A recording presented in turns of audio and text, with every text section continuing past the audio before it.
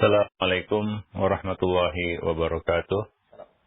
Alhamdulillah, nahmaduhu wa nasta'inuhu wa nastaghfiruh wa na'udzu billahi min syururi anfusina wa sayyiati a'malina. Man yahdihillah fala mudhillalah wa man yudlil fala hadiyalah. Asyhadu an la ilaha illallah wahdahu la syarikalah wa asyhadu anna Muhammadan abduhu wa rasuluh. Ya ayyuhalladzina amanu ittaqullaha haqqa tuqatih wa la tamutunna illa wa antum muslimun. Amma ba'd. Fa inna ahsanal kalami kalamullah wa khairal hadi hadi Rasulillah sallallahu alaihi wasallam wa syarrul umur muhdatsatuha wa kullu muhdatsatin bid'ah wa kullu bid'atin dhalalah wa kullu dhalalatin finnar. Para pemerhati roja kaum muslimin dan muslimat yang dimuliakan Allah, alhamdulillah segala puji hanyalah milik Allah Rabb semesta alam. Salawat beriring salam tidak lupa kita limpahkan untuk Nabi kita Muhammad sallallahu alaihi wasallam, atas keluarga beliau, sahabat-sahabat beliau dan umat beliau sampai hari kemudian. Para pemerhati roja, kaum muslimin dan muslimat, semoga Allah merahmati kita semua. Kita masih bersama buku Mencetak Generasi Rabbani. Kita sampai pada lampiran ya, beberapa kita katakan ayat-ayat, hadis-hadis dan hal-hal yang kita katakan berkaitan erat dengan tugas kita sebagai pendidik ya, sebagai orang tua maupun guru.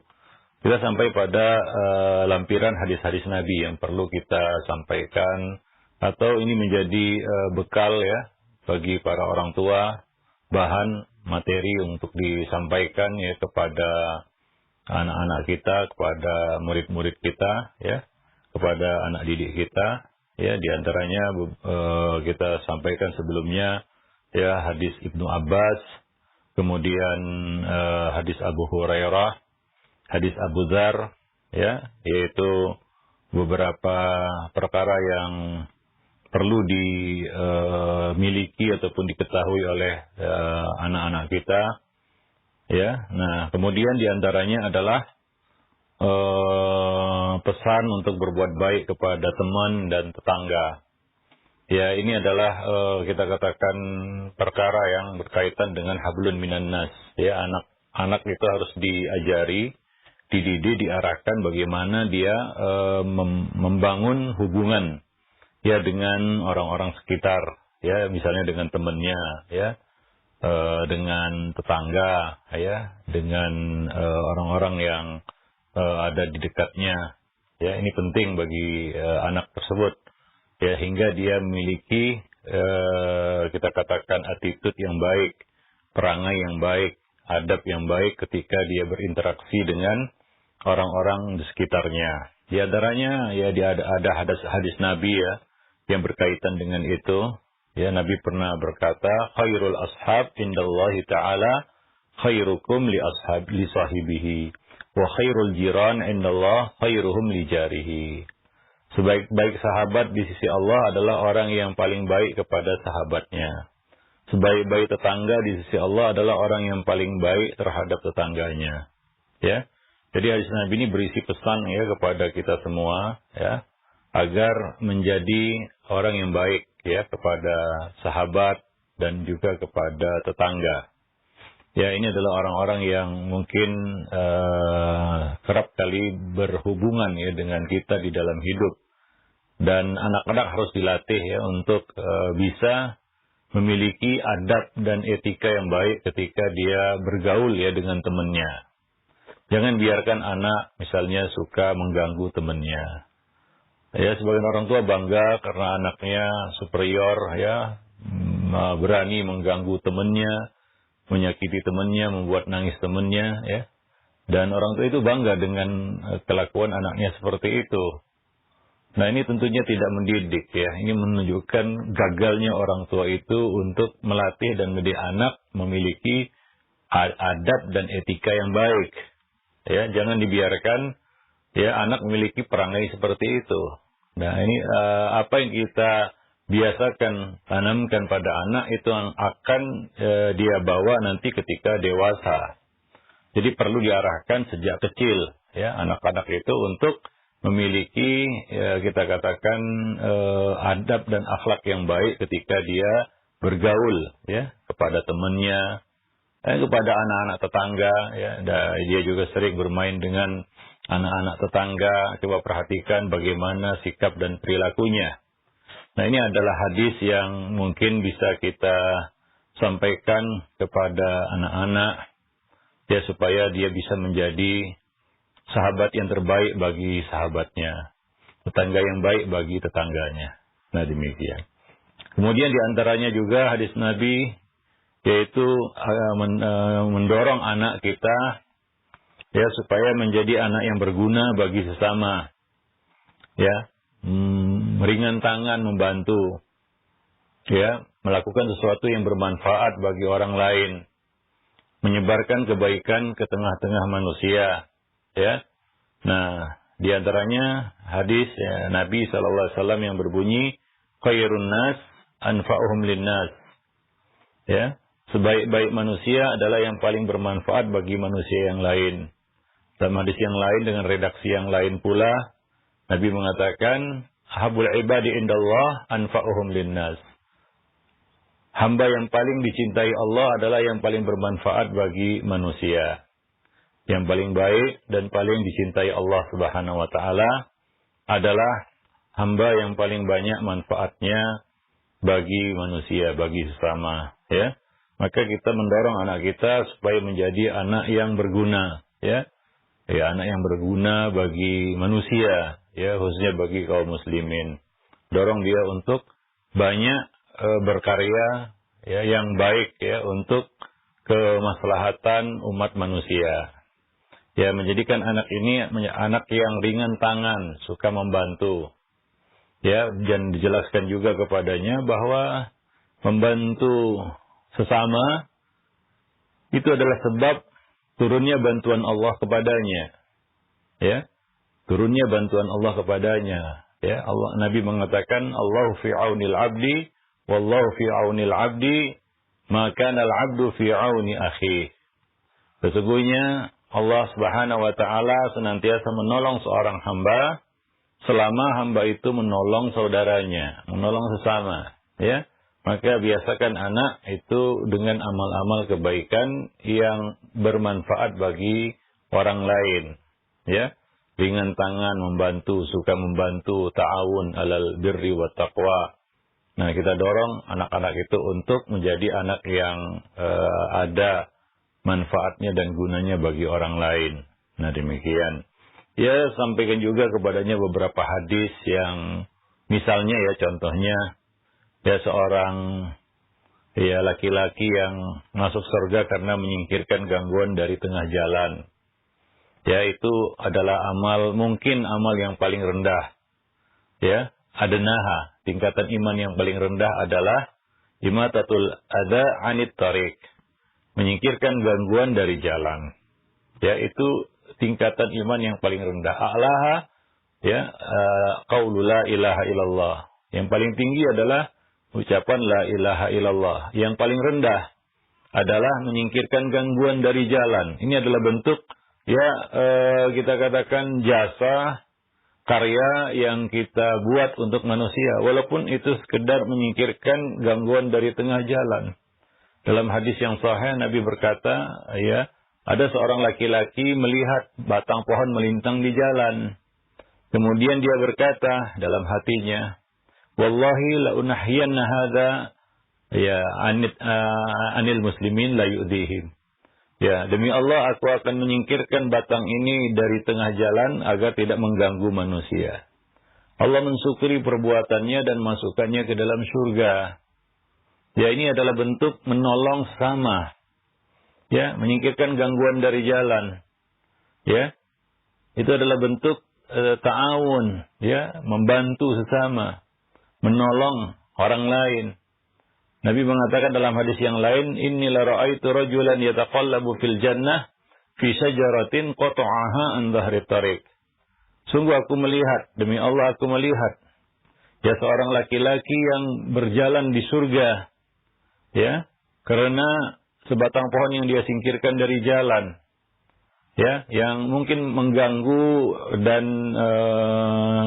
menghalangi manusia. Nah, kemudian dia singkirkan ini, membantu sesama. Ya, jadi ya anak-anak itu harus dilatih untuk punya kepedulian sosial. Ya, punya empati kepada orang lain.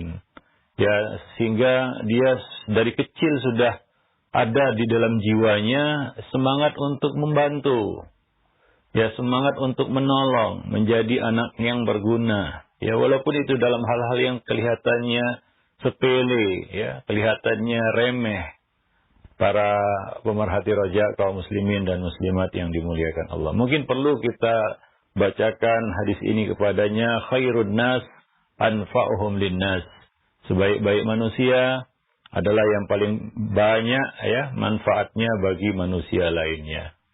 Sampaikan juga kepadanya, wallahu fi aunil 'abdi ma kana al-'abdu fi auni akhih. Sesungguhnya Allah akan menolong hamba, menolong dirinya selama dia suka menolong orang lain. Ya, ini kepedulian sosial yang harus kita tumbuhkan pada jiwa anak. Nah, di sana kita lihat ada anak yang memang ya sudah dilatih dari kecil untuk punya semangat membantu, ada kepedulian, ya peka terhadap hal-hal yang mungkin ya mengganggu orang, kemudian dia menyingkirkan gangguan itu. Ya, nah demikian. Nah, di sana ada anak yang pasif, nggak mengerti apa yang dilakukannya, apa yang harus dilakukannya. Bahkan ada anak yang sebaliknya, justru suka mengganggu orang. Nah, ini kan mungkin kebalikan dari hadis ini, seburuk-buruk orang adalah yang paling besar gangguannya kepada orang lain. Ini makna kita katakan konsekuensi ya logis dari konsekuensi logis atau mafhum dari mafhum mukhalafah dari hadis ini. Seburuk-buruk manusia adalah yang paling banyak mudorotnya bagi orang lain.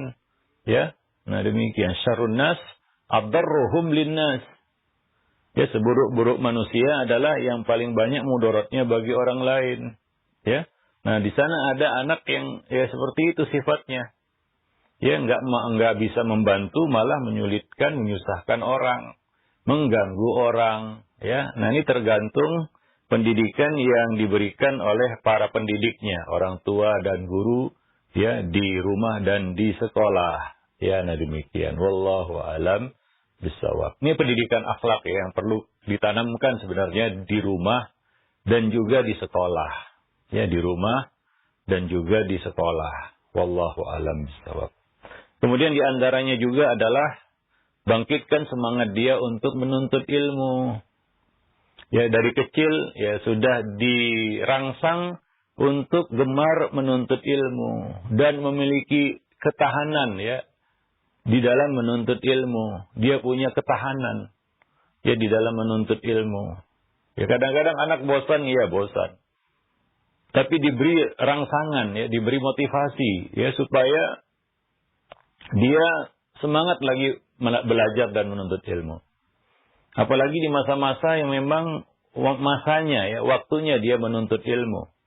Fokus dengan ilmu, ya, menambah wawasan ya kita kata keilmuannya. Ya, terutama tentang perkara-perkara agamanya dan perkara-perkara lain yang mungkin berguna baginya nanti ya di masa tuanya kelak. Nah, demikian. Jadi ada anak yang malas menuntut ilmu dan dibiarkan oleh orang tua untuk malas menuntut ilmu. Sekolah nggak kelar-kelar, kan begitu ya. Bahkan ya pindah sana pindah sini, akhirnya putus di tengah jalan. Ya, di rumah juga nggak belajar. Ada yang ya hobinya juga main-main. Anak main-main memang dunianya main-main ya. Dunia anak, dunia bermain. Tapi ya ada porsinya tentunya, ada batasnya. Ya, jangan dibiarkan dia bermain sepanjang hari. Ya, karena tugasnya bukanlah bermain ya sepanjang hari. Ada tugas-tugas lain, yaitu diantaranya adalah belajar dan menuntut ilmu. Nah, di sini orang tua perlu mendampingi ya, menuntun ya dan mengarahkan anak-anak mereka supaya ya tidak meninggalkan ilmu. Ya, tidak bosan untuk belajar. Ya, nah demikian. Rangsang dia untuk semangat belajar. Ya, dia mengalami kebosanan, ya pastilah ya, kita aja juga bosan. Ya, siapa saja pasti bosan, anak-anak juga punya rasa bosan. Tapi bagaimana kita menyiasatinya? Misalnya, bagaimana cara mengusir rasa bosan pada anak? Ya, kalau perlu refreshing, lakukan itu, yaitu pergi untuk refreshing, istilahnya jalan-jalan, ya, supaya dia kembali lagi semangat. Karena ya anak-anak ya kalau dicekoki dengan rutinitas itu saja setiap hari, sepanjang pekan, sepanjang bulan, sepanjang tahun, ya bosan juga, ya. Maka mungkin perlu di refreshing. Demikian juga di sekolah, ya mungkin ada hal-hal yang bisa dilakukan di luar kelas. Ya, seperti kegiatan outing kelas dan lain sebagainya, ya, outbound dan hal-hal lain yang mungkin bisa bermanfaat, ya, secara fisik, edukasi dan lain-lain. Nah, demikian. Wallahu alam bisawab. Artinya apa? Ya, anak perlu dirangsang untuk menuntut ilmu sepanjang hayat. Bahwa menuntut ilmu bukan hanya di sekolah. Nah, ini yang harus kita tanamkan kepada anak. Bahwa di luar sana, di rumah, dia juga bisa mengembangkan bakatnya. Dia juga bisa menuntut ilmu. Ya, nah demikian. Sehingga dia menjadi anak yang suka belajar. Apapun itu, ya, terutama belajar tentang agamanya. Mungkin ada hal-hal lain yang bisa dia pelajari juga. Ya, karena sebagian anak untuk ilmu dunia kan bisa dia pelajari secara otodidak. Ya, kalau untuk ilmu agama dia perlu belajar dari guru yang berkompeten. Tapi kalau ilmu dunia, mungkin dia punya kemampuan untuk belajar secara otodidak. Mungkin dia punya bakat, mungkin dia punya kemampuan, asalkan dia punya semangat ya untuk belajar. Tapi kalau sebagian anak ya nggak semangat untuk belajar, ya menghabiskan waktu untuk nonton film, main game, bahkan mungkin melamun, tidur. Nah, ini tidak positif. Ini bisa menjadi suatu hal yang negatif. Ya, nah demikian. Kadang-kadang belum masanya, ya, belum masanya. Misalnya contohnya dia belum mampu ba'ah. Sebenarnya orang tua tahu, ya, anak ini nggak mampu ba'ah, belum mampu ba'ah, ya, yaitu mencukupi kebutuhan lahir batin, menjadi seorang pemimpin rumah tangga. Tapi anak ini ceritanya sudah mau nikah saja kan begitu ya. Ini ada yang nggak beres mungkin, sehingga dia nggak semangat menuntut ilmu. Dia nggak semangat belajar, maunya nikah saja. Padahal belum mampu ba'ah, karena Nabi mengatakan kepada para pemuda yang sudah mampu ba'ah, ya ma'syarus syabab man istata'a minkumul ba'ah. Ya, nah ada sebagian remaja belum mampu ba'ah, tapi ceritanya mau kawin melulu. Dan orang tua tahu itu, sebenarnya dia belum masanya untuk itu. Dan masanya belajar. Misalnya anak laki-laki ya, mungkin beda dengan anak perempuan. Ya. Anak perempuan, Nabi tidak seru, wahai para pemudi, jika kamu mampu ba'ah, enggak. Tapi para pemuda, anak laki-laki itu berbeda dengan anak perempuan. Nah, jadi ada juga kita katakan para pemuda, anak-anak muda yang memang belum masanya dia melangkah ke situ. Ya, orang tua juga tahu dia belum mampu ba'ah. Dia tidak termasuk dan belum masuk dalam khitab yang dikatakan Nabi ya ma'syarus syabab man istata'a minkumul ba'ah.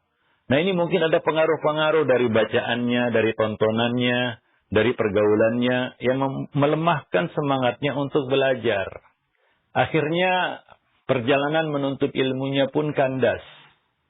Ya, dia berhenti di tengah jalan.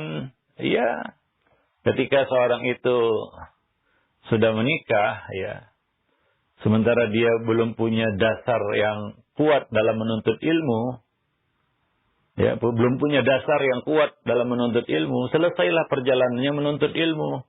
Mungkin nggak bisa diharapkan dia rajin menuntut ilmu setelah menikah, ya, karena banyak kesibukan. Sudah tiba masa sibuk, ya, sudah mulai ditinggalkan masa lapang, masa muda, masa lapang. Ya, nah, jadi Nabi juga menyuruh bukan kepada sembarang pemuda, bukan kepada semua pemuda. Ini jangan disalahartikan, mentang-mentang muda lalu falyatazawwaj. Tidak. Ada syarat di situ. Jangan dipotong, jangan diputus. Hadis Nabi itu harus dipahami secara utuh. Karena sebagian anak muda ini salah memahami. Ya masyarakat syabab hal yatazawwaj. Tengah-tengahnya tidak dibaca. Man istata'a minkumul ba'ah.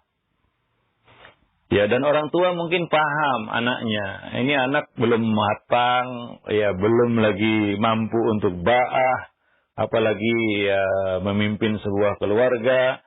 Orang tua juga tahu ini masa dia adalah masa menuntut ilmu. Ya, tapi ya wah, kadang-kadang orang tua nggak ngerti bahwa itu adalah pengaruh bacaan mungkin. Pengaruh lingkungan, ya teman-teman, ya belum tentu semua positif. Ya, bacaannya apa? Apalagi baca di internet, baca di sosmed, macam-macam yang ada di situ. Ya, nah, dia terdorong untuk itu. Lalu digunakanlah hadis-hadis tidak pada tempatnya. Menikah itu adalah ibadah, ya bagi siapa? Bagi yang sudah mampu tentunya. Ya, nah demikian. Dan ya kadang-kadang ya ini ya, kita katakan merugikan bagi dia, ya. Nah demikian, merugikan bagi dia. Ya, jadi masa keemasan untuk menuntut ilmu menjadi hilang, terbuang, ya. Nah ini mungkin karena kekeliruan di dalam memahami nas, ya. Nah demikian. Jadi ya gak tepat ya. Beberapa hadis ditempatkan pada momen-momen yang salah begitu ya. Seperti itu tadi. Ya, seperti itu tadi. Ya, nikah sunnati, man raghiba an sunnati falaysa minni. Hadis itu benar, tapi kepada siapa? Kepada orang yang sudah mampu melakukan itu tentunya. Ya, ya sudah masanya, sudah waktunya. Nah, maka jangan dia tunda-tunda, segera. Nah, sebagian orang mungkin salah mungkin di dalam memahami, sehingga masa-masa keemasan untuk menuntut ilmu menjadi terbuang. Nah, jadi orang tua yang paling mengenal anak lah adalah orang tuanya, kan begitu ya. Nah, masa keemasan untuk menuntut ilmu didorong dia untuk itu, ya, membekali dirinya dengan ilmu-ilmu yang bermanfaat, ya. Nah, bagi dirinya nanti. Ada masanya dia, ya, sudah mampu untuk ba'ah, ya, sudah cakap, sudah bisa diserahi harta, dikasih modal dia bisa kembangkan, mungkin dia bisa jadi pedagang. Sekolahnya sudah selesai, dia bisa bekerja, menjadi pegawai. Nah, ini sudah waktunya ba'ah. Ya, disitulah kita bimbing dia untuk menikah. Mulai dari cari jodoh yang benar dan lain sebagainya. Ada masa-masanya. Jangan ya tumpang tindih di sini. Meletakkan hadis tidak pada tempatnya. Ya. Nah, demikian. Jadi perlu pemahaman ya di dalam memahami hadis-hadis. Pemahaman yang lurus benar ya di dalam memahami hadis-hadis Nabi SAW. Karena sebagian orang ya salah meletakkan dalil. Contohnya sebagian suami sering menggunakan hadis, seandainya aku boleh menyuruh seorang itu sujud kepada orang lain, aku suruh seorang istri sujud kepada suami. Untuk menekan istri, untuk memperdayai istri, ya, untuk berbuat semena-mena terhadap istri. Ya, nah ini kan tidak benar. Ya, ini meletakkan dalil tidak pada tempatnya. Nah demikian ya, wallahu alam bisawab. Jadi ya kepada anak-anak ya kita ya sampaikanlah hadis-hadis yang memang membangkitkan semangatnya untuk menuntut ilmu. Misalnya may yuridillahu bi khairan yufaqihu fiddin. Barang siapa yang Allah kehendaki baginya kebaikan, maka Allah akan memberikannya pemahaman dalam agama, tafaqquh fiddin. Ya, mendalami agama, belajar agama. Ya, belajar tentang agamanya, ya, menuntut ilmu. Ya, nah demikian. Apa kata pepatah kita, belajar di waktu kecil seperti memahat di atas batu. Di atas batu. Ya, belajar di waktu tua itu seperti mengukir di atas air. Jadi pada masanya belajar, waktu kecil, itulah dia masa belajar. Karena seperti mengukir di atas batu. Lengket, melekat. Tapi kalau disia-siakan masa muda, tidak belajar, nunggu tua baru belajar, ya itu tadi. Ya, belajar di masa tua seperti mengukir di atas air. Masuk telinga kanan, keluar telinga kiri, mau menghafal pun susah. Karena pikiran juga sudah mulai bercabang. Ya, nah demikian. Inilah masa untuk menghafal Quran, menghafal dasar-dasar ilmu. belajar bahasa dan lain sebagainya, bahasa Arab misalnya atau bahasa lainnya juga, itu di masa kecil sebelum masa sibuk datang. Ya, itulah yang yang ideal dipelajari di masa-masa lapang. Ya, di masa-masa sempit, sibuk ya, untuk belajar seperti itu, hafal Quran, hafal hadis, hafal ini itu, belajar bahasa itu sudah susah. Itu sudah susah. Makanya kelas bahasa Arab misalnya, pesertanya sudah tua-tua, ya susah. Ya, bagian apanya yang susah? Bagian menghafalnya itu susah. Apalagi belajar sorofnya itu susah itu, menghafal wazan sorof itu. Ya, kenapa? Karena yang belajar sudah tua-tua, gitu ya, nggak bisa dipaksakan lagi. Ya, kenapa? Karena dia sudah tiba masa sibuknya. Ya, jadi apa kata Nabi? Ya, iqtanim khamsan qabla khamsin. Manfaatkan yang 5 sebelum datang yang 5. Di antaranya adalah apa? Ya, masa lapangmu, ya. Ya, faraghaka qabla syughlik. Masa lapangmu, masa kosongmu sebelum datang masa sibukmu. Ya, masa sibuk mungkin dihitung setelah orang itu menikah. Udah datanglah masa sibuk itu. Yang jelas sibuk mencari nafkah, sibuk mengurus anak istri, kan begitu ya. Ya, semakin banyak anak semakin sibuk, apalagi banyak istri lebih sibuk lagi, kan begitu ya. Nah, demikian. Jadi nggak bisa diandalkan untuk belajar menuntut ilmu yang berat-berat. Apalagi yang mengandalkan hafalan, ya udah. Ya, itulah masa sibuk. Ya, apalagi sudah beranak cucu, ya udahlah, sibuk itu. Ngurus anak, ngurus cucu, kan begitu ya. Belum lagi ngurus keluarga sendiri, istri, dan lain-lain sebagainya. Tuntutan hidup juga semakin banyak. Ya, nah semakin jauh orang itu masuk ke dalam masa berumah tangga, semakin sibuk dia. Jadi masa kosong itu apa? Masa kosong itu adalah masa sebelum menikah. Itu masa kosong sebenarnya. Ya, semakin kosong, ya semakin ya kita katakan ke bawah. Ya, semakin muda usianya semakin kosong waktunya. Waktunya hanya untuk bermain, makan, minum, istirahat, kan begitu ya. Banyak kosongnya anak-anak itu. Ya paling maksimal digunakan waktu untuk belajar. Itulah waktunya. Ya, belajar. Ya, karena belajar di masa kecil itu seperti mengukir di atas batu, memahat di atas batu. Nah, demikian. Jadi masa-masa belajar itu digiatkan anak itu, ya, dirangsang anak itu untuk belajar. Jangan dirangsang untuk yang enggak-enggak, gitu ya. Nah, demikian. Karena rugi dia masa belajar, itulah dia masa lapang, ya, masa yang ideal untuk belajar. Lalu dia kita alihkan kepada perkara-perkara yang memang bukan kesibukannya. Nah, demikian. Jadi sebagian anak-anak muda itu kita lihat ya seperti itu. Mungkin salah bacaan ya. Ya, salah bacaan, bisa juga salah kajian, ya bisa juga pengaruh dari internet, ya pergaulan, ya dari teman-temannya dan lain-lain sebagainya. Wallahu a'lam bishawab. Dan juga misalnya hadis man salaka tariqan yaltamisu fihi ilman sahalallahu lahu tariqan ilal jannah. Karena siapa yang menempuh jalan menuntut ilmu, niscaya Allah akan mudahkan baginya jalan menuju surga. Ya, dan banyak sebenarnya hadis-hadis Nabi yang berkaitan dengan ilmu, ya. Rangsangan kepada kita untuk menuntut ilmu. Ya, misalnya hadis talabul ilmi faridatun ala kulli muslim. Menuntut ilmu itu adalah kewajiban bagi setiap muslim. Ya, nah demikian. Wallahu a'lam bishawab. Baik. Nah, ya mungkin sampai di sini dulu pertemuan kita pada kesempatan pagi ini. Mudah-mudahan bermanfaat.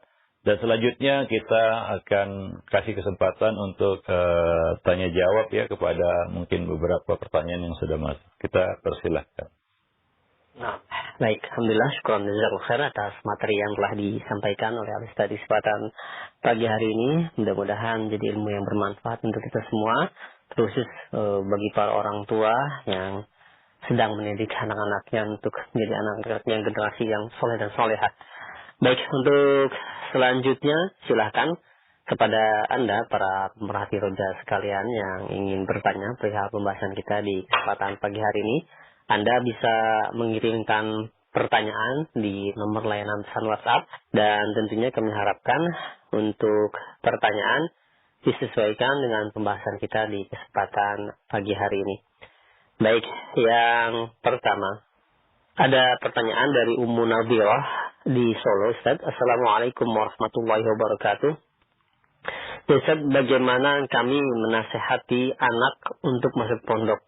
Anak kami perempuan kelas 3 SD, alhamdulillah dia lebih menonjol dalam hal tahfidz. Dia sama sekali tidak tertarik untuk mondok. Jadi kami sudah menjelaskan keutamaan mondok, tapi belum juga membuatnya tertarik, Ustaz. Mohon nasihatnya agar anak kami tersebut bisa mau untuk masuk ke pondok. Ya, ini mungkin masalah anak berbeda-beda ya.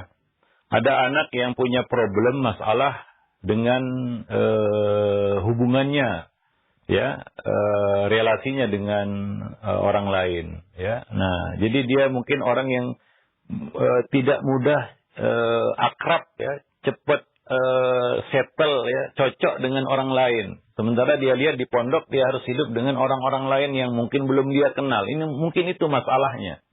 Bukan dia nggak mau belajar, bukan dia nggak mau masuk pondok tahfiz misalnya.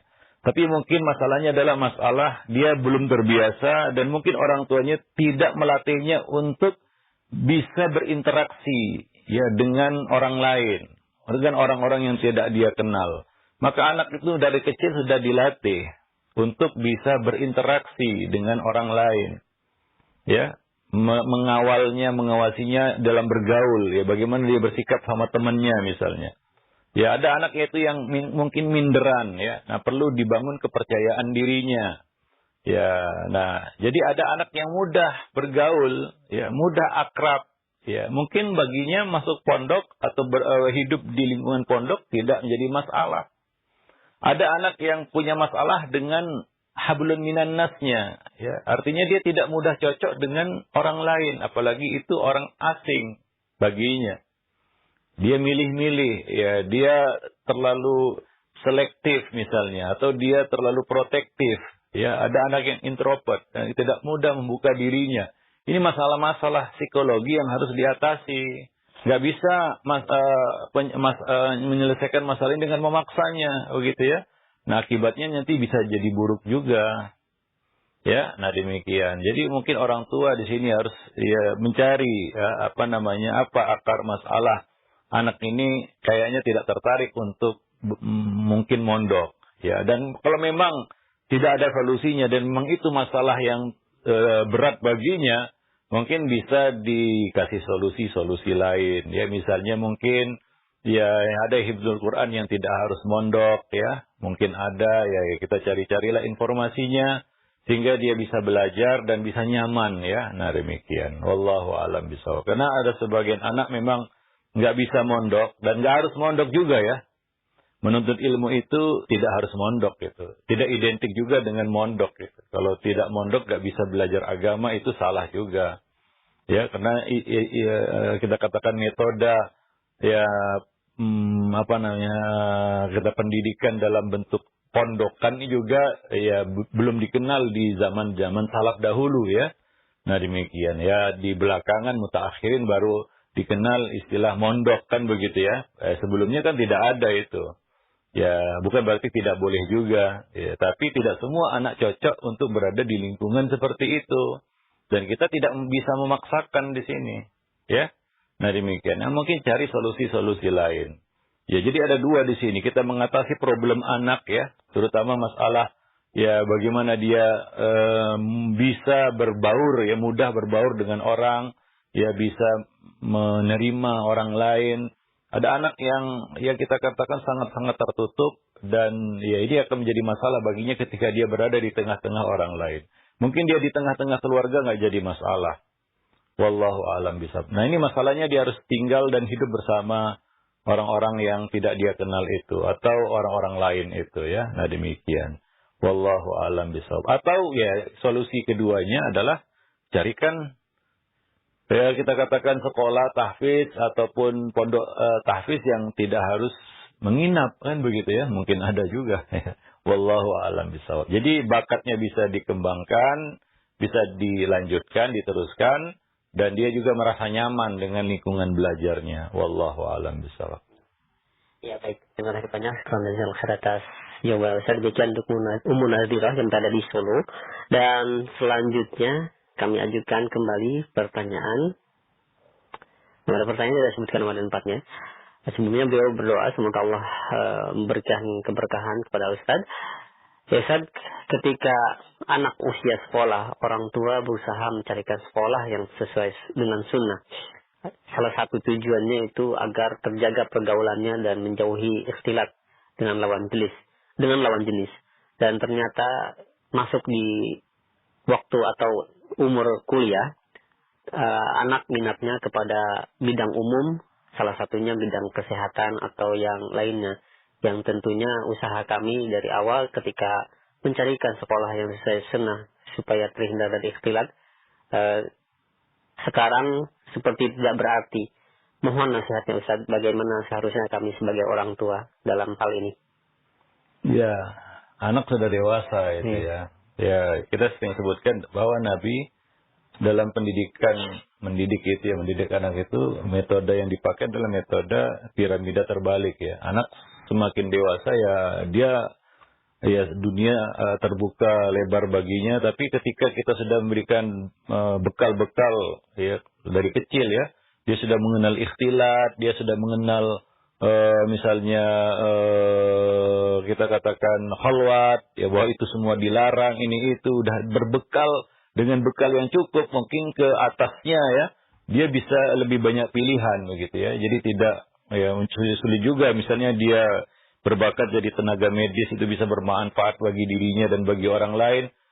Harus terhalang karena nggak ada ya kita katakan fakultas kedokteran yang dipisah laki-laki perempuan, kan agak susah juga itu ya. Nggak ada mungkin ya, belum ada lah kita katakan, belum ada. Jadi mungkin dia bisa belajar, meneruskan perjalanan menuntut ilmu yang ini bermanfaat bagi Islam dan kaum muslimin ya, dengan bekal-bekal yang sudah diruncingkan ya, piramida terbalik tadi diruncingkan waktu kecil. Artinya dia tidak mudah terpengaruh lagi karena dia sudah terbentuk kepribadiannya. Ya, prinsip hidupnya juga sudah terbentuk ya. Jadi dilepas juga, memang waktunya dilepas. Ya, bismillah tawakal ala Allah kan begitu ya. Nah, demikian. Ya, dan mungkin kita pilihkan juga yang terbaik, ya. Nah, demikian bagi anak tersebut, ya. Nah, demikian. Ya, di dalam ya kita katakan perjalanan melanjutkan hidup dan melanjutkan perjalanan untuk menuntut ilmu, ya bisa menjadi seorang ya insan yang banyak manfaatnya bagi orang lain, ya.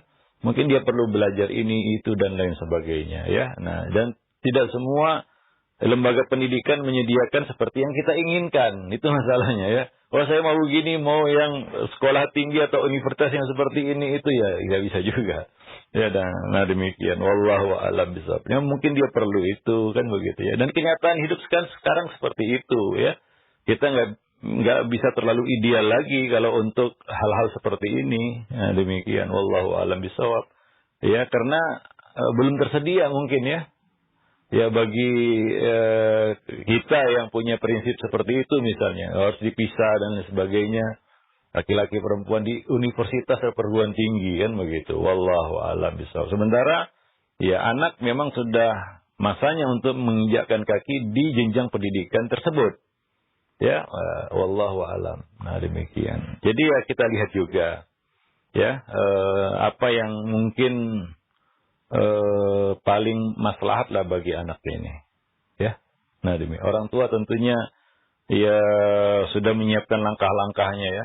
Nah, maka dari itu ya usaha yang baik itu dari kecil sudah memang dididik, dibimbing, dibina kan, ya sudah dibentuk, ya punya prinsip hidup. Anak itu sudah punya prinsip hidup begitu ya, sudah mengerti ya, sudah terbentuk kepribadiannya. Saya kira itu sudah waktunya untuk dia dilepas, ya. Nah, demikian. Artinya diberi ruang yang lebih besar lagi ya. Nah, demikian ya. Nah, ya tentunya sebagian orang tua terlalu overprotective ya. Nah, demikian ya, terlalu mengkhawatirkan kan begitu dan lain sebagainya. Ya, tentunya tidak semua anak itu berbakat jadi ustadz juga kan begitu ya. atau jadi ustazah, atau jadi ini, jadi itu. Karena Allah Subhanahu wa Ta'ala menciptakan manusia dengan bakat-bakat yang berbeda, rezeki berbeda. Ya nggak mungkin di dunia ini orang semua satu profesi. Ya itu tidak mungkin juga. Ada yang jadi tenaga medis, ada yang menjadi insinyur, membangun, ada yang ini, ada yang entrepreneur, dan lain-lain sebagainya. Itulah kehidupan dunia hari ini ya.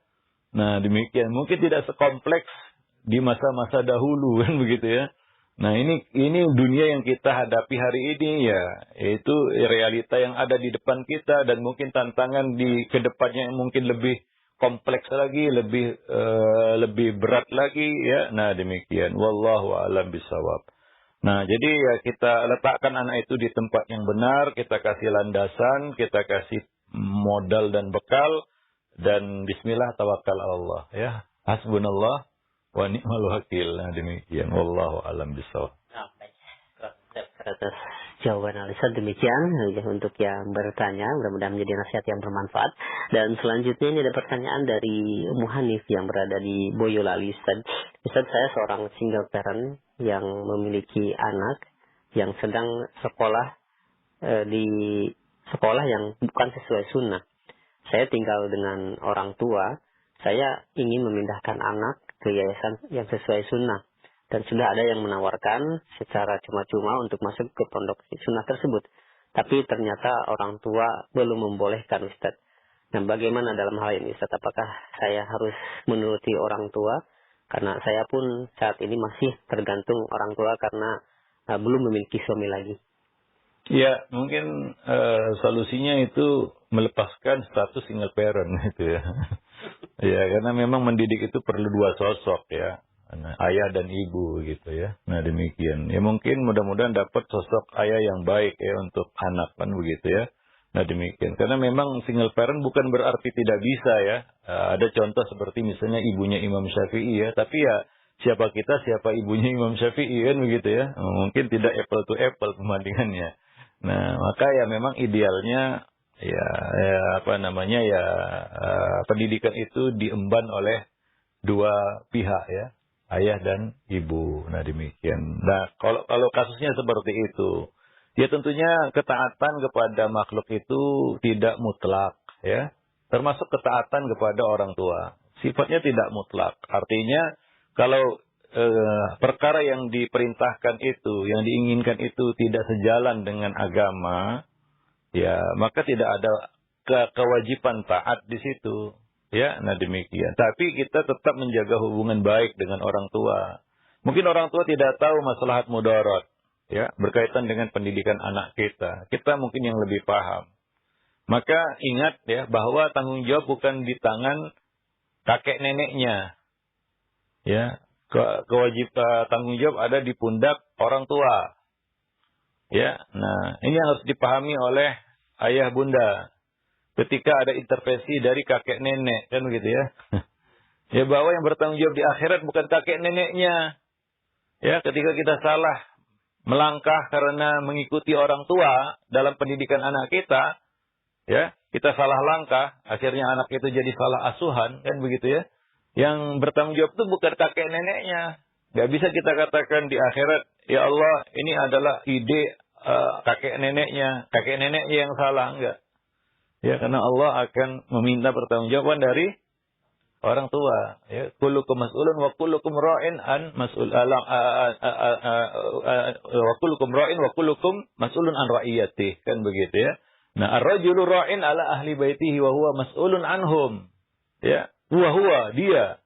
Bukan enggak bisa dia lemparkan itu kepada orang lain. Wah, dia kambing hitamkan kakek neneknya atau ayah ibunya. Wah ini karena kakek neneknya yang mau seperti ini. Ya gak bisa. Dia yang bertanggung jawab. Kan begitu ya. Demikian juga ibu. Ibu juga pemimpin. Wal mar'atu ra'iyatun fi baiti zawjiha wa waladihi. Ya. Pemimpin juga bagi anak. Ya. Ibu juga pemimpin di sini dalam mendidik ya anak gitu ya. Ibu juga pemimpin. Ya maka ya kita yang harus mengambil inisiatif. Ya. Kita yang harus mengambil keputusan ya di dalam pendidikan anak kita. Bukan orang lain. Ya, masukan silahkan. tapi keputusan ketuk palunya itu di tangan orang tua. Ya.